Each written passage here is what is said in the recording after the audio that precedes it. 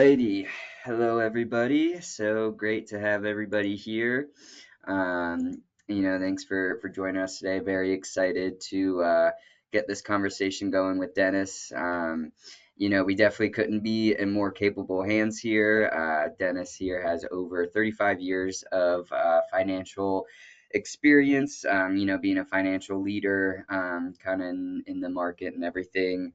He's currently the vice president for DP Grow, which is, essentially catering retirement plans for businesses and helping, our clients out with retirement plans for employees and everything. But he's been in the financial world for many years. Has great success all around the board there. And very excited to get this going. So Dennis, welcome, and excited to get this conversation on. Great. Thanks, Tyler. Great to be here and happy Tuesday, everybody. Um, today we're going to talk about, not just about building wealth and how to get started, but really the importance of starting at a young age and what that means and the advantage. And so I'm looking forward to a nice little bit of a Q&A on some ways that I've learned over time to help folks do that. Yes, definitely. And that's good. I should mention if anybody has any questions to please pop them in the questions chat on the side, so that we can just kind of keep going through here, and then we'll be able to get to your questions through that. Um, Perfect. So should we just kind of hop right into it? Yeah, let's do it.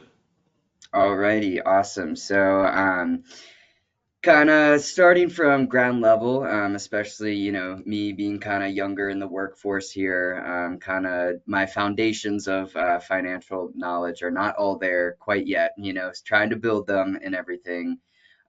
So, from your perspective, would you mind kind of elaborating on some different investment options beyond the traditional avenues like stocks and bonds, trying to diversify portfolios and grow those savings? Yeah, no, absolutely. I think, I'd like to start and talk about really, the key is to start is to have a plan. I think a lot of people don't get started investing, buying stocks and bonds and doing all that stuff because they don't have knowledge and they're afraid, right? If we don't understand something and we're not sure about it, we hesitate in doing it and encourage everybody today to get started. And it's very easy to get started. We'll talk a little bit too later on. There's a difference between investing and speculation, right? And those types of things. But getting started is really easy. I would encourage folks to do that. Today you can get started as with little as a $500 or $1,000. You can open up a brokerage account online with a Schwab or an E-Trade, or there's a whole bunch of ways to be able to do that and get started investing in terms of the markets. There's ways today too. There's apps like Acorn and some others that you can download where they take your every time you run your credit card and you buy something, they round it up and they take that difference and they put it in an account for you, and that money's invested into a fund. And so there's again a lot of great ways to get started. That's the biggest thing today. I would get things going with this in the conversation is to say that if you haven't started investing yet, or if you don't have a plan, my dad always used to say, if you always do what you always did, you'll always get what you always got. And so today, Mhm. I want to give everybody complete absolution. Today's the first day of the rest of your financial lives, so to speak, and starting to have a plan. Um, I heard from a podcast that I like to listen to a while back, and he talked about how the first thing that you should do is you should look at your bank account every morning. Before you look at Facebook and Instagram or any of that stuff, open up your app to your bank account and look at your bank account. And it's a known fact, just like losing weight. If you're trying to lose weight and you get on the scale every day, you'll automatically, your subconscious will start having you do things subconsciously each day to make that number change. And I think it's the same thing with starting to invest and with saving money. If you look every single day at that number and you want that number to change, you'll start creating some of the habits and doing some of the things that you need to do to be able to make that change. In the United States today, we only save about 3 cents of every dollar as Americans that we earn. And if you look at Japan, for an example, Japan saves 25 cents on every dollar. And so you ask the question, well, why is that? What's the difference? If I look at my generation growing up, but especially my mom and dad and their generation and before that, folks would go to work and they would make money and they would come home and they would pay the bills, and any money they had left over, they would save. They would put in the piggy bank, so to speak. We used to say, save for a rainy day and all those things. Well, times have changed. The world's become much more complicated today. I think, Tyler, for your generation, we're dealing with things like student loans and, the cost of living compared to wages and all those things that are very different today than they were for my generation and before that. Um, I think the biggest thing is uh, you start at a young age, and what Japan does is they learn very early age to pay themselves first. So the first thing that they do is when they go to work is they take 25 cents of every dollar they earn and they set it aside. It's one of the first lessons they learn in life. Where we're taught, again, the old generation, to try and save what's left over. The problem is a lot of times there's no leftover, Right. right? Yeah. But they learn very easily that before they even, do anything in terms of rent or buy a piece of clothing or they do anything in terms of their life or their lifestyle, they learn to pay themselves first. And so it really becomes a philosophy, that habit of learning to do that. Set money aside first before you do anything else. Um, the other Right. thing is, I like to ask the question to folks, do you have a savings account or a spending account? Right? Hmm. And they're two very different things. Spending account is usually where we accumulate money until we want to buy something, whatever that happens to be, right? If it's a car or if Right. it's, furniture or, take a vacation, whatever it happens to be, where a savings account is truly money that you're setting aside for a purpose for something down the road, right? Being Hmm. long term or short term if it happens to be. So, if you're going, when you set money aside, get in the habit of doing that. Is this going to be a long term thing for me? This is money that I'm going to save towards buying a home.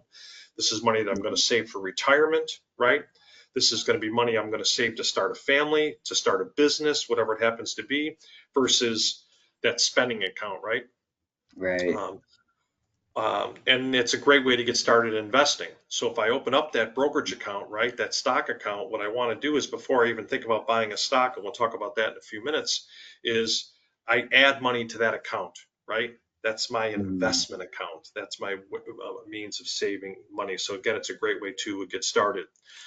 In addition to stocks and bonds, and again, we'll talk about those in a minute, there's a lot of ways to get started in investing. At a young age, I see it today with the teenagers when it comes to collectibles, right? Mm. Today, Yeah. you can buy, if you've got the hobby of sports collectibles, we see it today in the area of cards, trading cards, baseball cards, and those types of things. Big money in those today, Mhm. where you can learn about those things and you can buy it and you can very easy to sell it, be it on eBay or even today Facebook Marketplace is an example, right? You can buy Mm. something at a garage sale for $5 and you can sell it on Facebook Marketplace for $15, right? And so Right. there's a lot of ways to get started. If it's comic books, it can be coins or jewelry or whatever it happens to be, whatever your interests might be. You can get profitable in that interest, right, by trading. Mhm. It's a great way to get started. In terms of stocks, in buying a stock, I always tell folks get started with something that you like, you know, get something that you're passionate about. If you're passionate about, if you're a big Disney fan, right, and you like to go to Disney every year and Mickey Mouse, then buy Disney stock. Start with buying Mhm. a few shares of Disney. Disney's not going out of business. They've been around a long time. They own a lot of things. They're continuing to get bigger. And so that stock is always appreciated over time. The key with investing is, again, going back to my point, is it long term or short term? If I'm going to buy stocks, I also have to make the decision, am I buying this for the long term, right? I'm willing to live with Mhm. the ups and downs.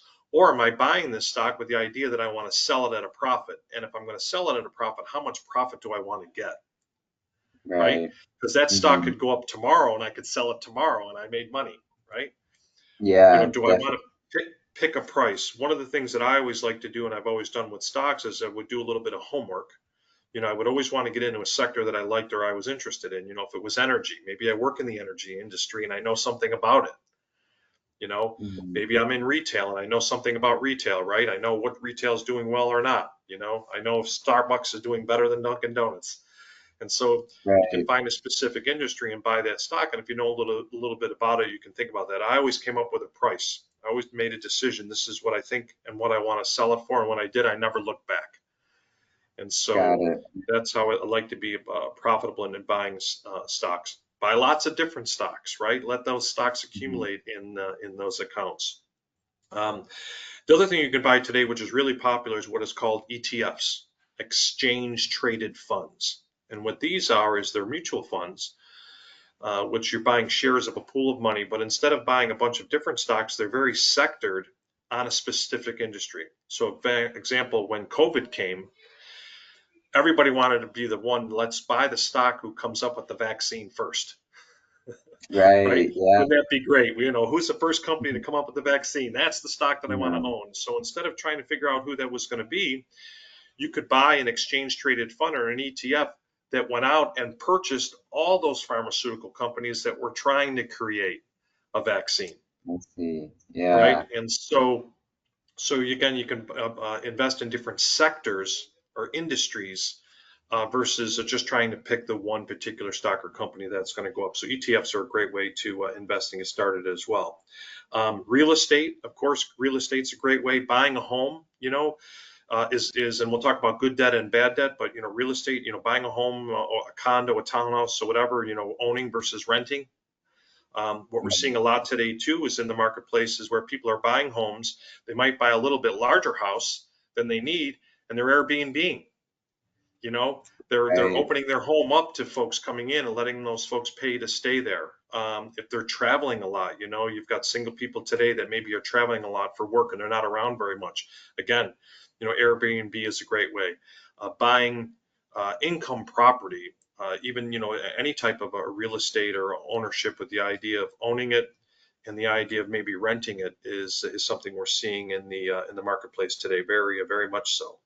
Um, you can also invest in what they call REITs, real estate investment trusts, where you're buying into a pool of money that are going out and they're buying a lot of real estate. So you're buying shares of a pool of other folks that are going out and buying those types of things. Um, you've got a lot of private equity out there today. You've got groups, small groups of people that are pooling their money to buy things, many different things. We're seeing it all over the place. We're seeing it in the sporting world today. Private equity is buying up major league teams around the world, soccer Hmm. teams and NFL teams and NBA teams and baseball teams, and they're pooling their money together to be able to do this. And so there's a lot of different ways. Starting a business, right? Starting a business is the way to invest. I've always said, and when I started my business years ago, the best investment I'm going to make is in myself. Hmm. So when I would go out and I would invest money into my business, I didn't feel like I was spending money, but I was investing it because I was building something of value that was going to grow. And so that became an investment. The other thing is that along the way, I've also invested in people, other people that were starting their businesses, right? And so Hmm. for a way for me to own a business is, for example, a friend of mine growing up early on was started a cleaning business. And so I lent him some money, and in turn, I got a percentage or a piece or ownership in that business that he was building, with the idea that at some point he could buy me out if he wanted to at a certain rate of interest on my money. And he did. 2 years later, he gave me my money back plus interest and said, "You're out." Right. And so I Yeah. invested in him. And so that was another great way to get invested. So again, there's lots and lots of ways to invest. Again, big thing is I encourage you is to get started. Hmm.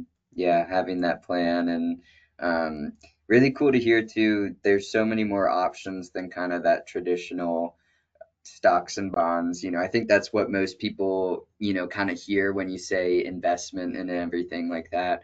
And so even something along the lines of, like you said, collectibles, finding that interest that really sticks with you. It seems to kind of seem to really solidify that stuff in what you were talking about with like habits and everything.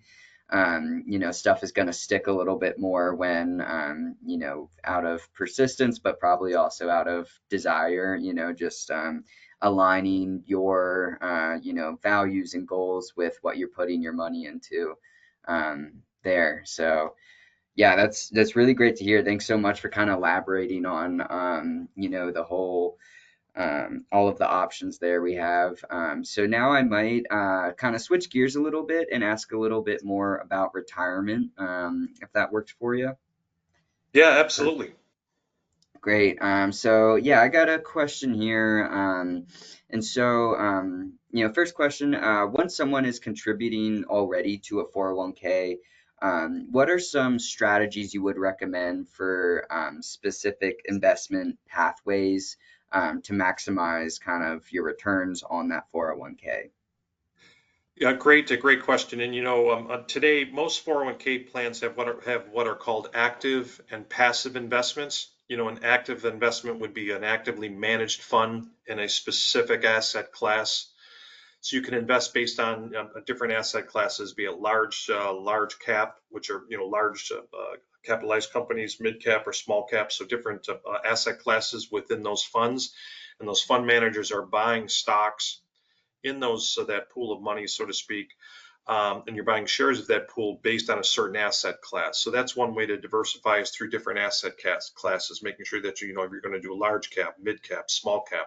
And it's important because you don't want to just pick funds saying, oh, I'm going to just put money in a bunch of different funds, because if you look at those funds, a lot of them could be invested in the same things, Hmm. right?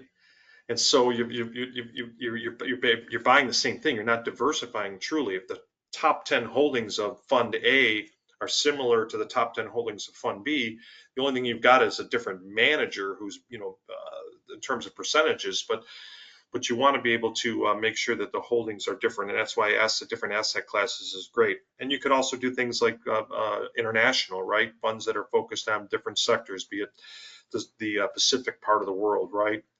Or Asia, or the Middle East. The other thing that we see today are what are called target date funds. Target date funds today are professionally managed funds where that fund manager is keeping in mind, Tyler, on or around the age that you're going to be age 65. And Hmm. so if that's a long way off in the distance, that fund manager is going to be very aggressive. And they're going to Yeah. invest that money very aggressively over time, because we know long term that's where the money should do best. And so Hmm. target date funds are a great way to invest for the long term, and also for those folks that kind of like to set it and forget it, right? It's a good place Yeah. to get started.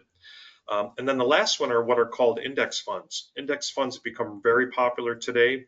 Most plans have these index funds, and what you're doing is you're buying or investing in a certain index. So, for example, if I want to buy a 500 index fund, I'm buying the S&P 500. So instead of trying to Hmm. pick the right stocks, right, I'm just buying Hmm.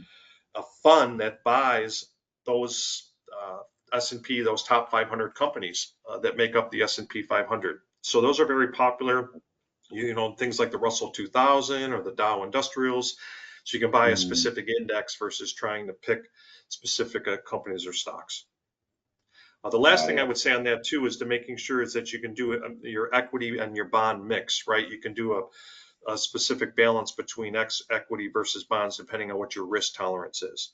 If you're in it for the long term, and when I say long term, over 10 years, stocks traditionally have been a good place to be.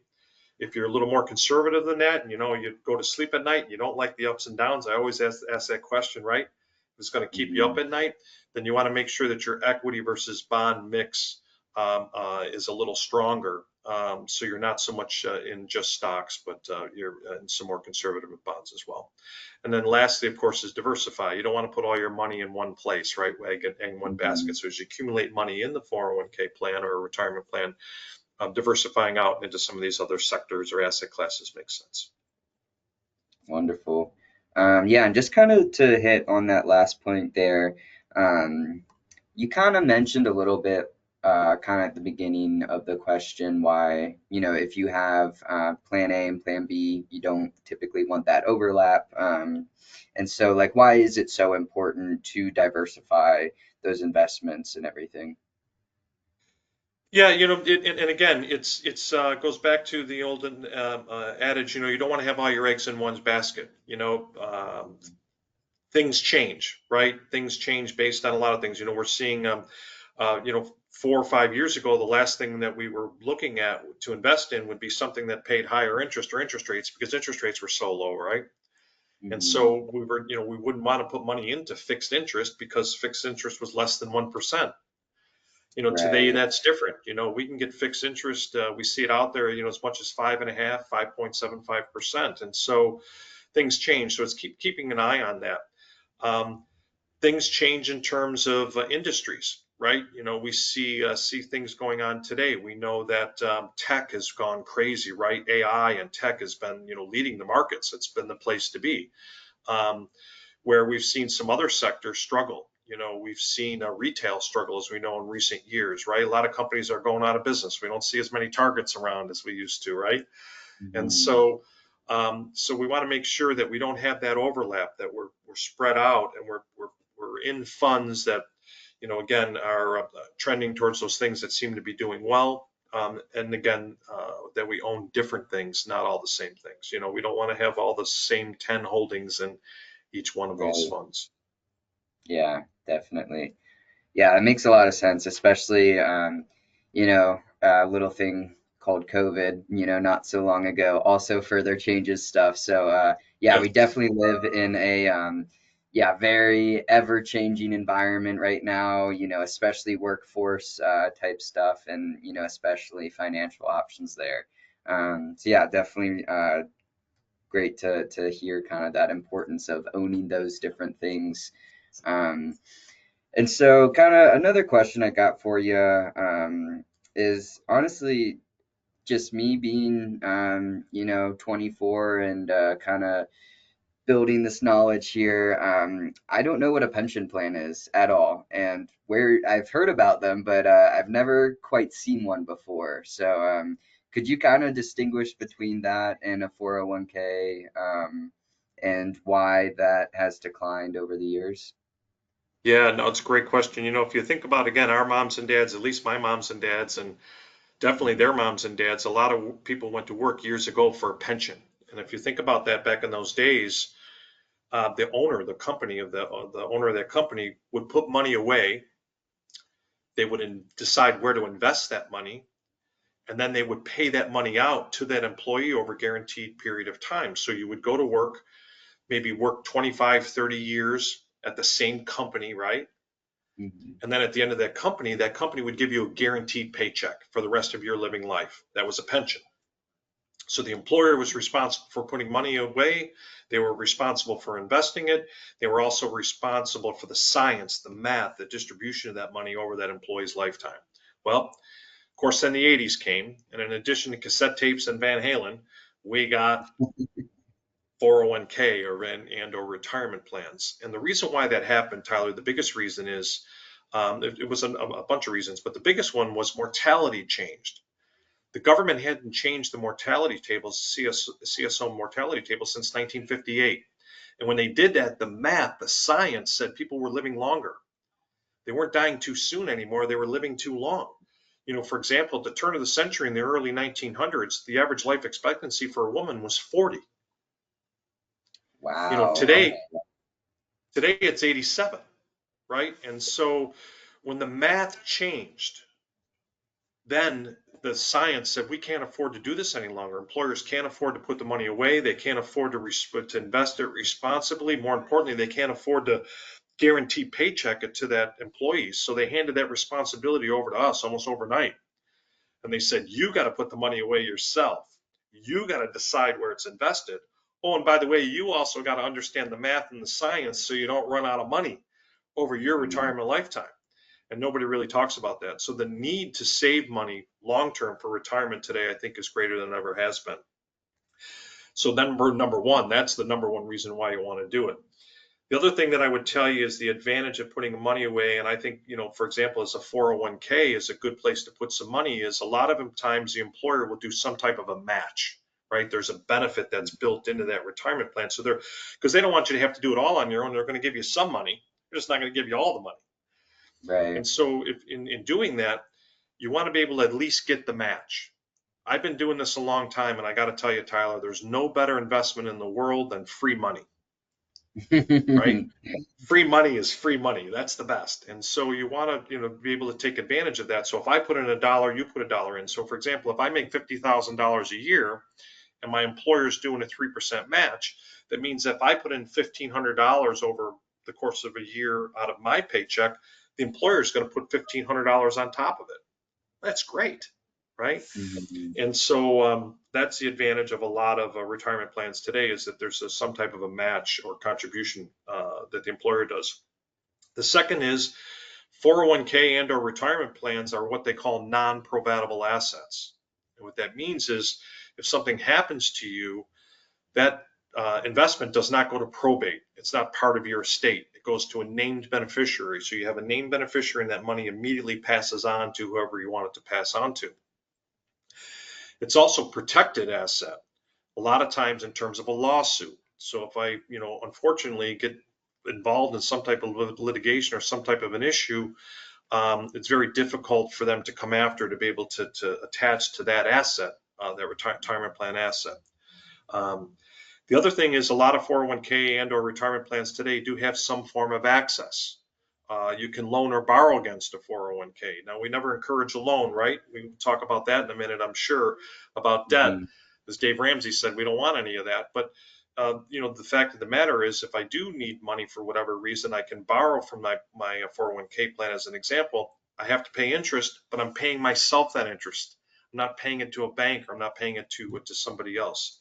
Um, Mhm. there's also what are called hardship provisions today that are built into these retirement plans. So there are ways if I lose a spouse or a significant other, if I become disabled, if I get called for military service, if I'm a victim of domestic abuse, I can access these monies if I need to withdraw them from the plan without paying any penalties. Of course, if it's pre-tax, I got to pay tax, but I do Mhm. have access to those monies. And so putting money away for the long term for retirement, one is because I'm going to have to, right? I want to Mhm. maintain the same standard of life and living when I get older.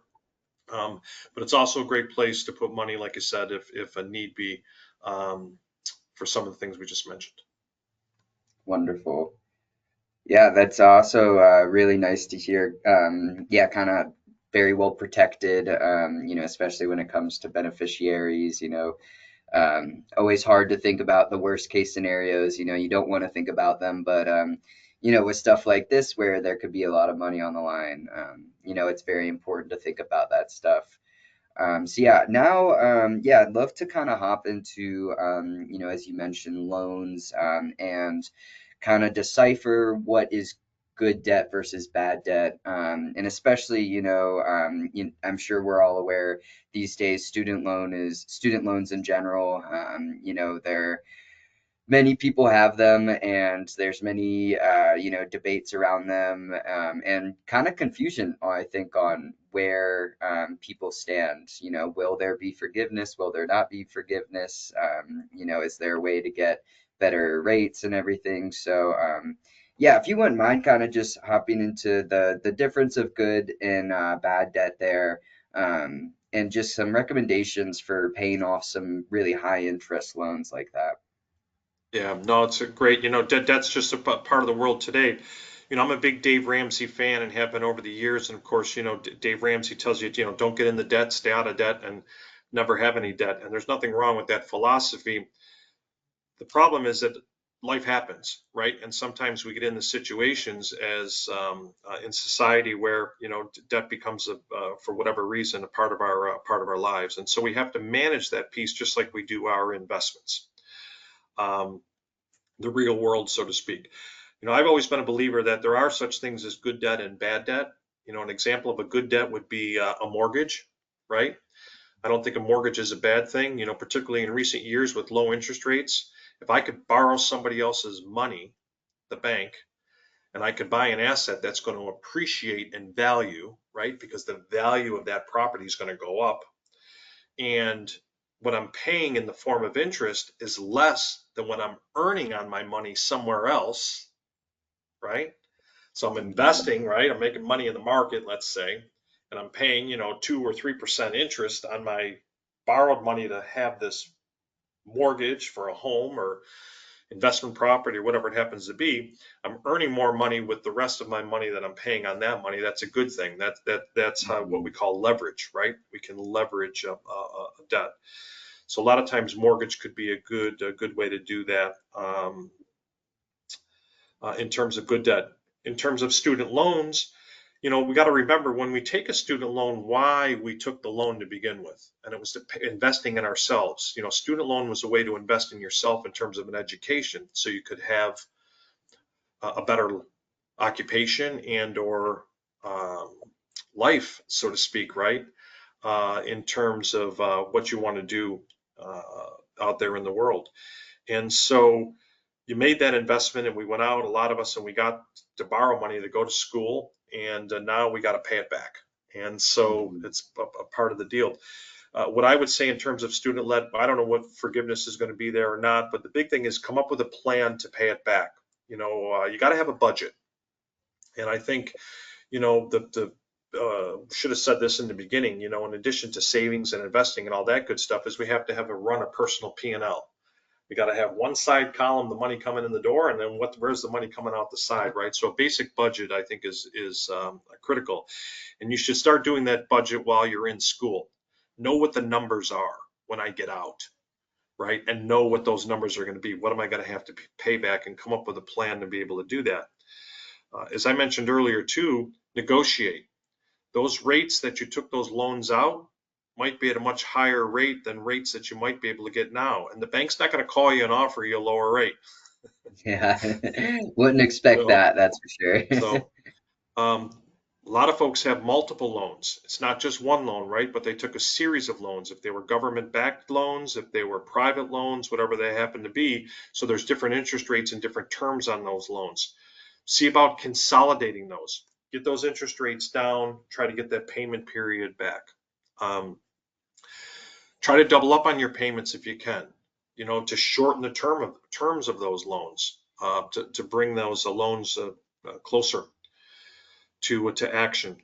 Another thing too that's out there today in the marketplace is if you're unable to put money away for retirement, your 401k right now, because you're paying those loans back, is that there is a provision that came out of the Secure Act that will allow the employer match to go towards your loan, right? So for Wow. example, let's say I make $50,000. My employer is doing a 3% match at work, but I can't afford to put 3% of my pay away because I'm taking that 3% or $1,500 and I'm paying my student loan back. I Mhm. can talk with my employer and have that employer will take and give me that $1,500 towards my student loan, and I pay $1,500. So I have 3,000 going towards the loan instead of 1,500. I'm still eligible to get that. So I encourage folks to do that. Um, Negotiate and consolidate is what I say when it comes to student loans. The Mhm. other is, and I think again, it's not the best debt in the world, but a car loan, right? It's a depreciating asset. It's not the best, but it's an asset nevertheless.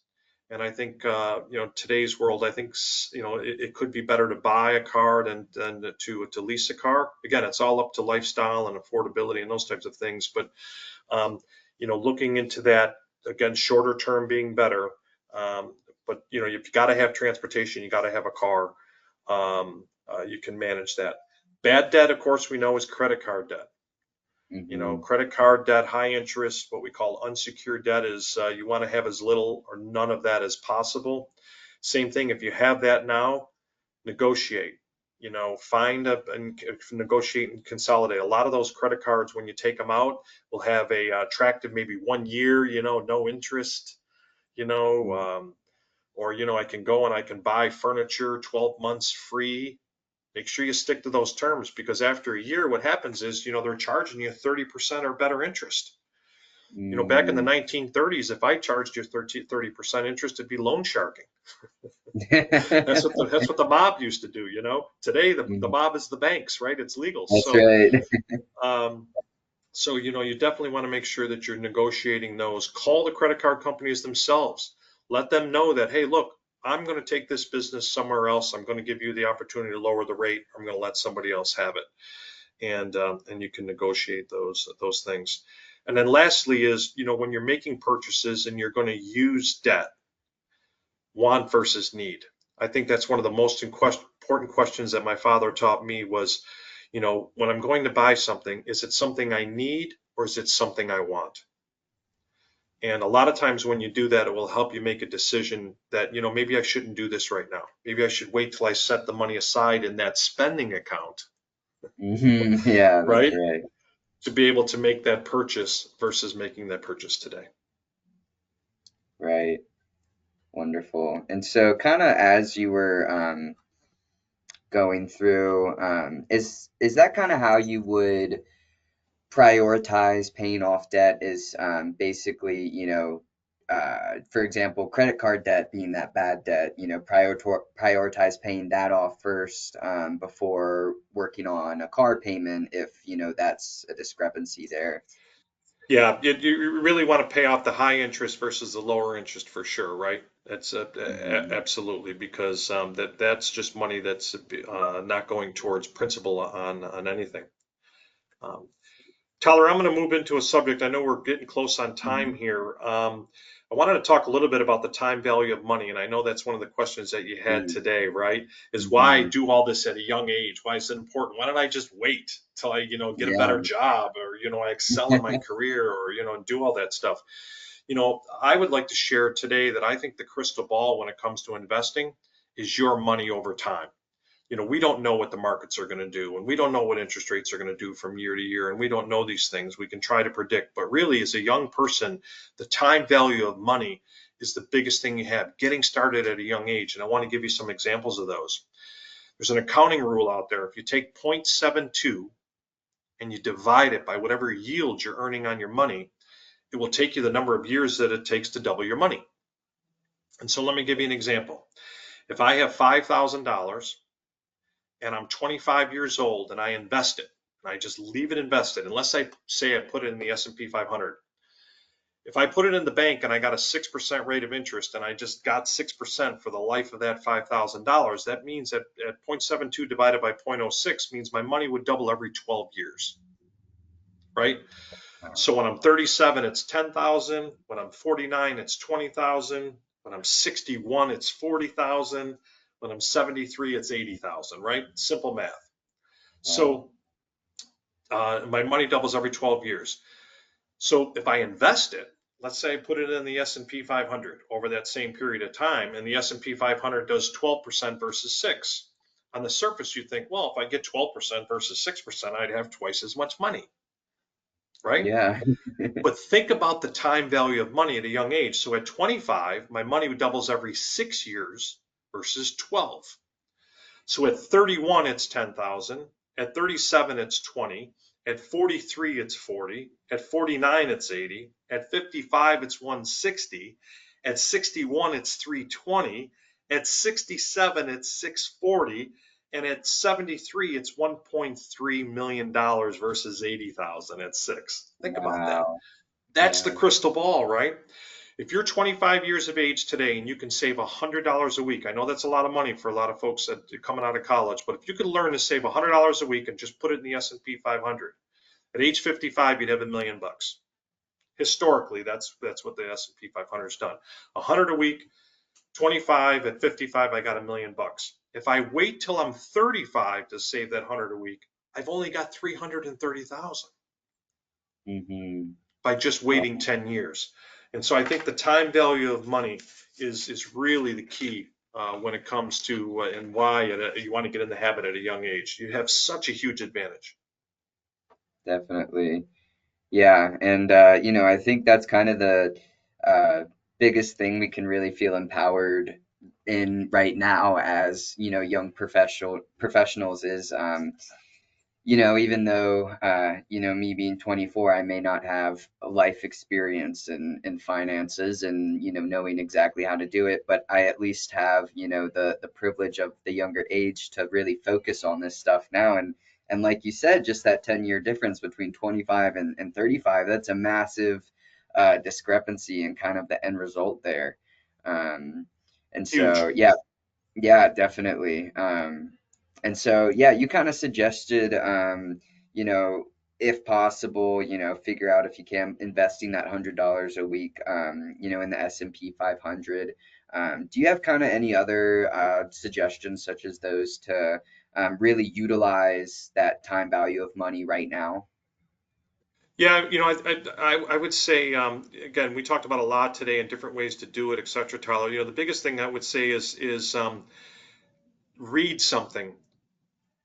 Download a podcast. There's so much great information out there. I don't have time to go through a bunch today, but and I've got a list, and maybe the folks at DP can get it out to the folks on the call today. But I've got a list of some of my favorites, books, audio, Mm, podcasts, shows. Even if you put Kramer on, Kramer's kind of silly. You put mhm, on the TV and on CNBC and his antics. But just listening to that show, if you listen to it just 30 minutes a week, you'd learn something. You'd pick up some knowledge. You'd be more confident, have more right. savvy in terms of investing into something versus nothing. But I would Mhm, highly encourage you, if you're not doing that, just even if it's 30 minutes a week, something, download it. If you're in the gym, put it in your earbuds, something mhm, to do, and read something. If it's Investing for Dummies 101, if it's whatever it happens to be. But there's a lot of great podcasts, a lot of great things that are out there today, and I would just say get in the habit of doing that. The more you learn and the more you know, knowledge is power. The more confidence you'll have in doing some of these things. perfect.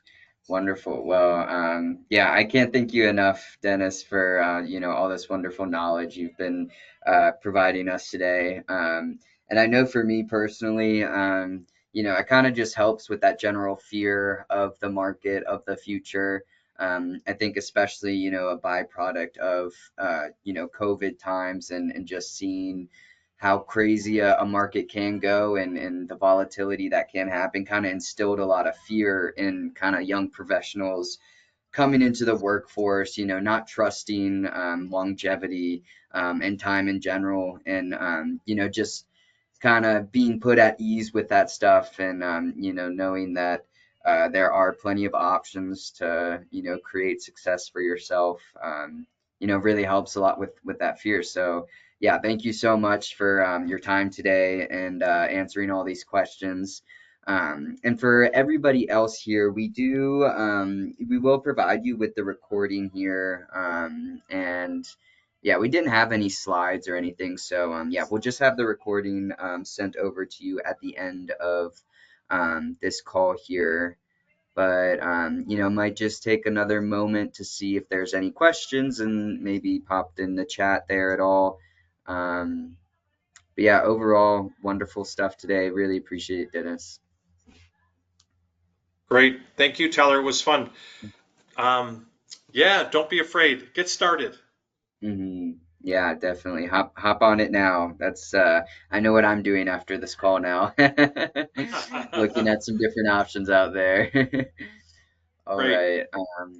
Wonderful. Yeah, then yeah, so I think we're all good here. Appreciate everybody's time. Thank you so much for everybody that joined, and yeah, just hope we all have a good day. Thanks, everybody. Have a great week.